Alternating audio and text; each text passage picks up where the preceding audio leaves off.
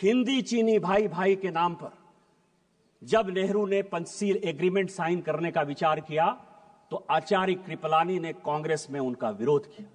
उन्होंने कहा, आप देश को बेच रहे हो, आप तिब्बत को उसके साथ जाने के लिए मजबूर कर रहे हो, आप हमारे ऊपर एक दुश्मन को पैदा कर रहे हो और ये चलने वाला नहीं है और एक दिन चाइना हमारे ऊपर अटैक करेगा।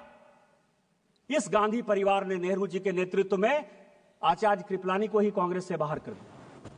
इतनी ही बात नहीं, जब इन्होंने ये बात कही कि प्रधानमंत्री जी कुछ बोलते हैं और जो आर्मी के चीफ हैं या सेना के जो जवान हैं वो अलग बात बोलते हैं, मैं कोट कर रहा हूं सर, उस वक्त के जो एयर मार्शल थे, फील्ड मार्शल थे रॉबर्ट्स, उसने कहा पंचशील के इस सिद्धांत के बाद चाइना हमारे ऊपर अटैक करेगा और हमारी आर्मी इतनी मजबूत नहीं है कि हम उसका मुकाबला कर पाए। जब यह स्टेटमेंट बाहर आया, इसी फ्लोर पर नेहरू जी ने कहा कि आर्मी के जो लोग हैं वो गलत बयानी कर रहे हैं, मुझे अपने देश पर भरोसा है और मेरे पास इतनी सेना की ताकत है कि हम किसी भी देश का मुकाबला कर सकते हैं, चाइना क्या बात है। यह मैं उनका स्टेटमेंट 1960 का इसी फ्लोर ऑफ द हाउस पर जो है उन्होंने दिया है, उसको मैं कोट कर रहा हूं। और 61 में जब करियप्पा जी रिटायर हो रहे थे, फील्ड मार्शल करियप्पा बड़े फील्ड मार्शल थे, तो उन्होंने कहा कि मुझे फक्र इस बात का है कि मैं सैनिकों को मरते हुए नहीं देख पाया, उसके पहले ही मैं रिटायर हो रहा हूं। और जो 62 में हुआ ये पूरी दुनिया जानती।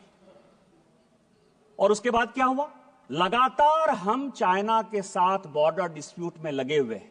और मैं एक पेपर लेकर आया हूं सर कि 1981 में राहुल गांधी जी की दादी इंदिरा गांधी जी ने एक एग्रीमेंट साइन किया और उस एग्रीमेंट को साइन किया उस वक्त के चाइना के जो वित्त मंत्री थे, फॉरेन मिनिस्टर थे, आर्मी डिफेंस मिनिस्टर थे, हुआंग हुआ और इंदिरा गांधी के बीच में 1981 में समझौता हुआ। 1981 से लेकर 1987 तक जब इनके पिताजी भी बन गए इस देश के प्रधानमंत्री, 8 बार चाइना के साथ बायलैटरल हमने जमीन के लिए, बॉर्डर के लिए लगातार मीटिंग की, जो फेल हुआ। यदि चाइना ने नेहरू जी के समय जमीन नहीं लिया था तो इंदिरा गांधी ने वो कमेटी क्यों बनाई, राजीव गांधी ने वो कमेटी क्यों बनाई, 8 बार आपने उसकी 81 से लेकर 87 तक मीटिंग क्यों की। आप चाइना को पूरा का पूरा अक्साई चीन से लेकर पाकिस्तान जो आपने बनाया उस पर नहीं जाता, आपने सेना को घुसने दिया, आप लद्दाख तक पहुंच गए, आप अरुणाचल तक पहुंच गए, आपने तिब्बत को देकर हमारे माथे पर चाइना को बैठा दिया। आज माननीय प्रधानमंत्री जी के कारण एक बॉर्डर का डिस्प्यूट रिजॉल्व होता हुआ नजर आ रहा है। माननीय जयशंकर जी ने यही बयान दिया कि वो हमारे साथ बायलैटरल टॉक में है और जहां जो लाइन ऑफ एक्चुअल कंट्रोल था वहां पर दोनों सेना चली गई है। इस प्रधानमंत्री जी के जिस मजबूती के कारण चाइना आज पूरी दुनिया में परेशान नजर आ रहा है, आप जो है उस प्रधानमंत्री जी को प्रेज करने के बदले, पूरे देश में उनकी वाहवाही करने के बदले अपने चाहे नेहरू का समस्या हो, चाहे इंदिरा जी का समस्या हो, चाहे राजीव गांधी का समस्या हो, उस समस्या को जो है चूंकि आप रिजॉल्व नहीं कर पाए, आपने चाइना को माथे पर बैठा दिया। आज माननीय प्रधानमंत्री जी उसको रिजॉल्व कर देंगे तो आपका सारा विषय खत्म हो जाएगा, क्योंकि चाइना के साथ आपका एग्रीमेंट है। चाइनीज कम्युनिस्ट पार्टी के साथ कांग्रेस पार्टी ने क्या एग्रीमेंट किया है आज तक पूरी दुनिया को नहीं पता है। तो चाइना के एजेंट के तौर पर जो आप बैठे हुए हो, इस कारण से माननीय प्रधानमंत्री जी को बदनाम करने के लिए, देश को गुमराह करने के लिए बात कर रहे हो। आप on the floor of the house माफी मांगो और ऑथेंटिकेट करो इन चीजों को।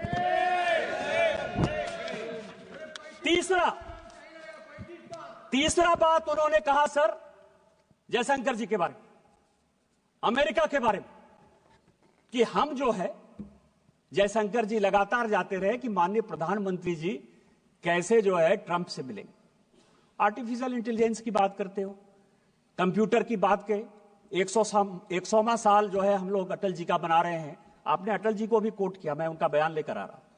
उन्होंने क्या कहा सर, उन्होंने यह कहा कि कंप्यूटर का कोई बहुत बड़ा प्रभाव हमारे समाज में नहीं पड़ेगा। यही छोटा सा स्टेटमेंट है, यही उन्होंने भी कहा, फैक्ट है। कंप्यूटर का क्या इंपैक्ट पड़ा हमारे समाज में। आज अमेरिका में भी सॉफ्टवेयर में भारत के लोग ही तो मजबूत है ना, हमारा ही स्किल पावर जो है पूरी दुनिया में आगे है ना। यही बात तो कहा उन्होंने कि इससे रोजगार नहीं जाएगा, इससे रोजगार बढ़ेगा। आप उस मृतात्मा देश के ऐसे प्रधानमंत्री जिनके बारे में आज भी पूरी दुनिया गर्व करती है और हम गर्व करते हैं कि भारतीय जनता पार्टी के वो प्रधानमंत्री थे, आप उनको भी नहीं छोड़ते हो। आज आर्टिफिशियल इंटेलिजेंस की आप बात करते हो। माननीय प्रधानमंत्री जी जब फरवरी में जा रहे हैं, कंप्यूटर हमारे यहां सभापति महोदय 1987-88 में आया, अमेरिका में कंप्यूटर 1960 के दशक में आया, यूके में कंप्यूटर 1960 के दशक में आया। 30 साल बाद तो आप कंप्यूटर ला पाए। कोरोना के वैक्सीन में भी माननीय प्रधानमंत्री जी ने दुनिया को दिखाया कि हम दुनिया के साथ कंधे से कंधा मिलाकर वैक्सीन बना सकते हैं, और हमने बनाया। और आज आर्टिफिशियल इंटेलिजेंस पर भी माननीय प्रधानमंत्री जी ने पूरी दुनिया को दिखाया कि जितना आप आगे होने की बात करते हो उससे ज्यादा हम हैं।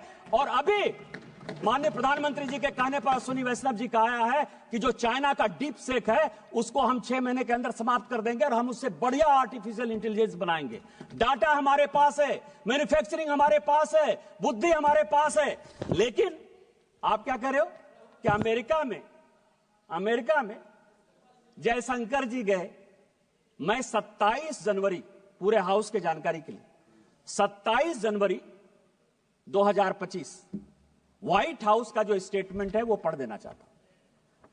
वो कहते हैं कि अमेरिका के राष्ट्रपति ने भारत के प्रधानमंत्री से बात की।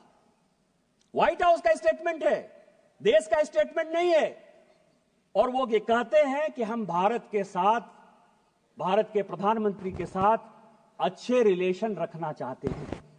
हमने उनको इनवाइट किया। यदि जयशंकर जी ने यह काम किया होता तो क्या व्हाइट हाउस पर भी भारत सरकार का इतना अधिकार है कि जो चाहे स्टेटमेंट दे दे? और यदि यह अधिकार जयशंकर जी और माननीय प्रधानमंत्री जी के कारण व्हाइट हाउस में भी है, तो इस देश को गर्व करना चाहिए कि हमने व्हाइट हाउस को भी कंट्रोल कर लिया। लेकिन फिर मैं कहूंगा समस्या कहां है?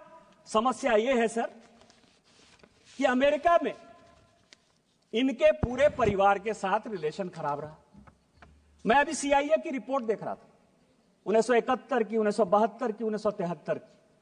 वो ये कह रहा है कि भारत की इकोनॉमी रसातल में जा रही है। ये पाकिस्तान को अटैक करके जो है एक एक्सपेंशन के मोड में जाना चाहती है, लेकिन इसका अपना कुछ नहीं है। ये रूस के साथ मिलकर जाना चाहती है और हम भारत को बैन करेंगे। और ये जो 71-72 का CIA का रिपोर्ट है, इसके कारण मैं आपको बताऊं कि इसी इंदिरा जी को 1982 में रोनाल्ड रीगन से जाकर माफी मांगनी पड़ी। आप उस परिवार के आदमी हो, वो देश के प्रधानमंत्री। मैं नहीं बोलना चाहता था, मुंह नहीं खोलवाना चाहता था मैं, लेकिन 1982 में इंदिरा जी ने अमेरिका जाकर रोनाल्ड रीगन से माफी मांगी कि जो हो गया सो हो गया, हमको माफ कर दीजिए। और हम देश को, एक वो देश था। और आज माननीय प्रधानमंत्री जी के नेतृत्व में यह देश है कि ट्रंप खुद से फोन करते हैं और ट्रंप व्हाइट हाउस में पूरा बताते हैं कि हमने उनको बुलाया है, हम उनके साथ अच्छा रिलेशन रखना चाहते हैं। देश कहां चला गया और आप कहां खड़े हो? तीसरा सवाल है सर, इन्होंने महाराष्ट्र इलेक्शन की बात की और चुनाव, चौथा पॉइंट सर, और इन्होंने इलेक्शन कमीशन के अपॉइंटमेंट की बात की। अपॉइंटमेंट की बात की सर, सुप्रीम कोर्ट का जजमेंट मैंने देखा। सुप्रीम कोर्ट के जजमेंट ने कहा कि जो इलेक्शन कमीशन का जो अपॉइंटमेंट है वो ट्रांसपेरेंट नहीं है। ये आज सुप्रीम कोर्ट में केस हुआ तो ये जजमेंट आया और ये भी कहा कि ये जजमेंट मैं टेम्पोररी दे रहा हूं, लेकिन पार्लियामेंट को ही अधिकार है कि कानून बनाए। कैसे बनाना है? इसी पार्लियामेंट ने पास किया कि कौन कौन लोग होंगे और इलेक्शन कमीशन का अपॉइंटमेंट कैसे होगा, बनाया सर। लेकिन मैं जो महत्वपूर्ण बात कह रहा हूं कि चुनाव आयोग पर इतना आरोप आप लगा दिए। MS गिल चुनाव आयुक्त थे, मुख्य चुनाव आयुक्त थे, रिटायर हुए सर, कांग्रेस पार्टी के सदस्य हो गए, राज्यसभा से मेंबर हो गए और देश के मंत्री हो गए स्पोर्ट्स के। नवीन चावला सर, नवीन चावला अब उनको मैं श्रद्धांजलि देता हूं, अभी उनकी डेथ हुई। लेकिन पूरी दुनिया जानती है कि जो विदेशी लॉबी है, मदर टेरेसा पर बहुत अच्छा बुक लिखा उन्होंने सर, और जो वो लॉबी सोरेस के साथ जो लॉबी गांधी परिवार को मदद करती है और जो देश के टुकड़े टुकड़े करना चाहती है, उस लॉबी के सबसे बड़े समर्थक थे। उस नवीन चावला को आपने, जो सेक्रेटरी एमपैनल नहीं था, जानकारी के लिए, उसको जबरदस्ती सेक्रेटरी एमपैनल कराया और सीधा चीफ इलेक्शन कमिश्नर बना दिया। आज यदि सुप्रीम कोर्ट के आदेश के बाद हम कानून चेंज करके लेकर आए और उसमें आप भी बैठोगे, पैनल हम देंगे, तो इसके पहले तो आपने कभी लीडर ऑफ द अपोजिशन को नहीं पूछा। जब तक 2014 तक सरकार रही, मैं राहुल गांधी जी, पूरी कांग्रेस पार्टी और पूरे विपक्ष को चैलेंज करता हूं कि आपने इलेक्शन कमिश्नर के अपॉइंटमेंट में, चीफ इलेक्शन कमिश्नर के अपॉइंटमेंट में एक बार भी किसी विपक्ष के आदमी से कंसल्ट किया है? आजादी के 1950 से लेकर 2014 तक आप अपने चपरासी को, अपरासी को, कार्यकर्ता को, जिसको आपने चाहा जो है इलेक्शन कमिश्नर बना दिया। 100 चूहे खाकर बिल्ली चली हज को। आज हम ट्रांसपेरेंसी के साथ आगे बढ़ रहे हैं और उसके बाद आप चुनाव पे जो ताकतें ऐसी हैं जो भारत की डेमोक्रेसी को कमजोर करना चाहती हैं, उन ताकतों के साथ मिलकर आपने जो है पूरा का पूरा महाराष्ट्र इलेक्शन का जो है हिसाब किताब दे दिया। मैं कुछ सीटें लेकर आया हूं सभापति महोदय, बस 2-4 मिनट में खत्म कर दूंगा स्पीकर महोदय। एक ही सेकंड केवल 2 मिनट। नहीं, आप बैठिए, फिर आपको अच्छा, एक ही सेकंड। हाँ, इस महत्वपूर्ण चर्चा पर लंबी सूची है, इसीलिए सभा की अनुमति हो तो सभा की कार्यवाही 11 बजे तक बढ़ा दी जाए। बोलिए सभापति महोदय, महाराष्ट्र इलेक्शन में सभी ईवीएम पर आ जाइए, ईवीएम पर आ जाइए। ईवीएम किसने लाया? हम लेकर आए ईवीएम। मैं जब 2009 में पहली बार सांसद बना तो ईवीएम से ही जीत कर आया। आपकी सरकार बन गई, ईवीएम, इसका मतलब कि आप चोरी कर देते ईवीएम में? आप बताओ देश को कि ईवीएम जो है मैनिपुलेट होता है। नवीन चावला के माध्यम से हमने मैनिपुलेट कर लिया, एमएस गिल के माध्यम से हमने मैनिपुलेट कर लिया। माफी मांगो, और यदि आप ये माफी मांगते हो तो शायद इसके बारे में माननीय प्रधानमंत्री जी चर्चा कर सकते हैं। ईवीएम तो आप ही लेकर आए हो। लेकिन जो आपने जनता के मन में डेमोक्रेसी के खिलाफ, महाराष्ट्र के रिजल्ट के खिलाफ, महाराष्ट्र की जनता को जो आपने उसका अपमान किया, उस मैंडेट का अपमान किया, उसका कौन हिसाब किताब देगा? मैं केवल कुछ सीटें पढ़ना चाहता हूं सभापति महोदय। अकोला वेस्ट 18,000 वोट पड़ा। ठीक है, आपकी बात मैंने मान लिया। 1,000 से लेके 70,000 तक वोट जो है किसी किसी विधानसभा में बढ़ा है। अकोला वेस्ट 18,000 वोट बढ़ा। जीती कौन? कांग्रेस। नागपुर वेस्ट 22,000 वोट बढ़ा। जीता कौन? कांग्रेस। नागपुर नॉर्थ 23,000 वोट बढ़ा। जीता कौन? कांग्रेस। यवतमाल 13,000 वोट बढ़ा। जीता कौन? कांग्रेस। मालेगांव 40,000 वोट बढ़ा। जीते कौन? ओवैसी साहब की पार्टी।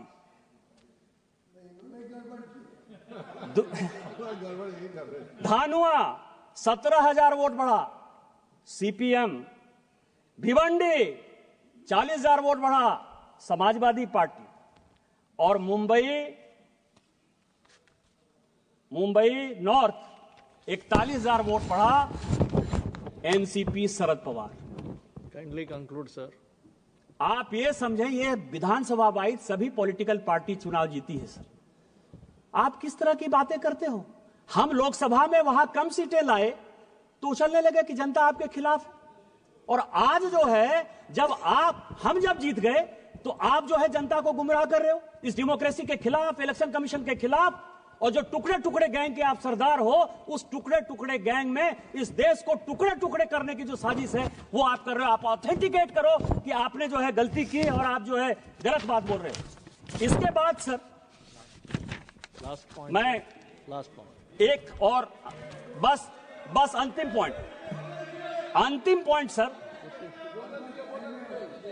कि जातिगत जनगणना हो ओबीसी को अधिकार मिले, एससी को अधिकार मिले, एसटी को अधिकार मिले, इससे कोई भी आदमी परहेज नहीं करता है। उस तेलंगाना का ही जो जनगणना आया है हाउस के लिए, 54% पर जो माननीय प्रधानमंत्री जी ने यहां कहा, और यह देश को जानने वाला सवाल है, खासकर पिछड़ों को और अति पिछड़ों को जानने का सवाल है। इस देश में 27% रिजर्वेशन इसलिए मिला है कि ओबीसी का पॉपुलेशन 54%। आज जो तेलंगाना की रिपोर्ट आई, जो आपका भी राज्य बगल का पड़ोसी राज्य है सर, वो कह रहा है कि 46% ओबीसी। क्या होगा? और उसमें क्या कर रहे हैं? वो मुसलमानों को जोड़ दे रहे हैं। ओबीसी में वो मुसलमानों को जोड़ रहे हैं। माननीय प्रधानमंत्री जी ने कहा है कि जब तक मैं इस देश का प्रधानमंत्री हूं और भारतीय जनता पार्टी का एक भी कार्यकर्ता है, वो ओबीसी के आरक्षण को बैकडोर से कभी भी मुसलमानों के पास नहीं जाने देगा। ये जो वोट बैंक की राजनीति है, इस वोट बैंक की राजनीति यही करने के लिए प्रेरित कर रही है। पिछड़ा, जिस पिछड़े की बात कर रहे हो, उस पिछड़े का सबसे बड़ा नेतृत्वकर्ता माननीय प्रधानमंत्री खुद सामने बैठे थे। ये आपको दिखाई नहीं दिया कि ओबीसी इस देश का प्रधानमंत्री है? अरे उस आदमी को तो मनमोहन सिंह जी की अभी डेथ हुई है ललन जी, उनको वो भी नहीं दिखाया कि माइनॉरिटी के आधार पर 10 साल मनमोहन सिंह जी एक माइनॉरिटी इस देश के प्रधानमंत्री थे। द्रौपदी मुर्मू शेड्यूल ट्राइब महिला इस देश की राष्ट्रपति है। रामनाथ कोविंद शेड्यूल कास्ट इस देश के राष्ट्रपति हुए। आप किस तरह की बातें करते हो? आप बिजनेसमैन की बात करते हो। आज ही बड़ा बड़ा अखबार में तुलसी तांती का जो है एड छपा है। तुलसी तांती कौन है?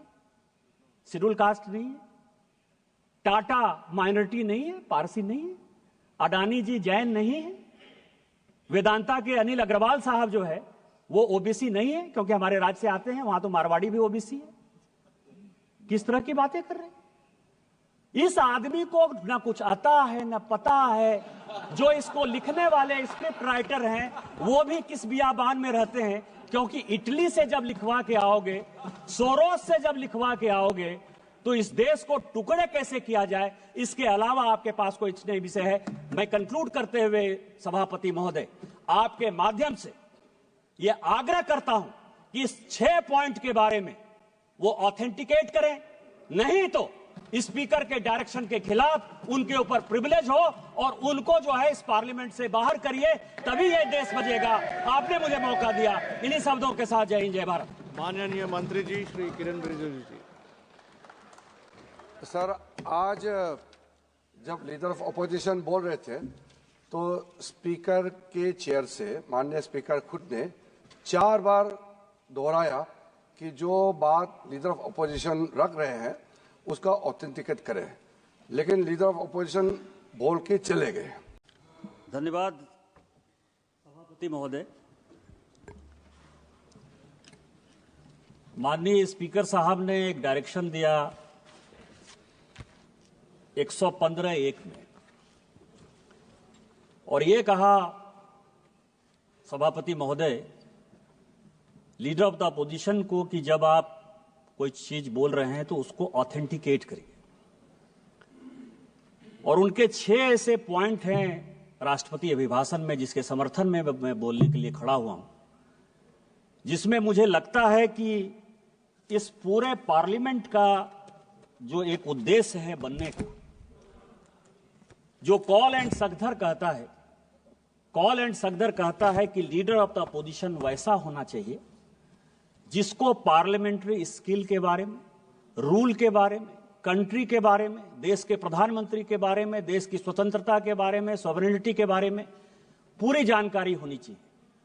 और मैं बड़े ही दुखी मन से यह बात बोलने जा रहा हूं कि वर्षों बाद ये चौथा मेरा टर्म है। इस चौथे टर्म में मुझे पहली बार एक ऐसा लीडर ऑफ द अपोजिशन दिखाई दे रहा है जो दुनिया में भारत कैसे कमजोर हो, देश के कैसे टुकड़े हो, किस तरह की विदेशी ताकतों के साथ मिलकर यहां की सोसाइटी को बरगलाया जाए, गलत बयानी किया जाए, और इस पार्लियामेंट में 105 जो हमको मिला हुआ अधिकार आर्टिकल 105 में फ्री एंड फेयर डिस्कशन का, उस फोरम का मिसयूज करके पूरे देश को गुमराह किया जाए। इसीलिए आपके माध्यम से मेरा विपक्ष के नेता पर आरोप भी है और उनको चैलेंज भी है और आपसे आग्रह भी है सभापति महोदय कि मैं जितनी बातें कह रहा हूं उस सबको मैं ऑथेंटिकेट करूंगा, और यदि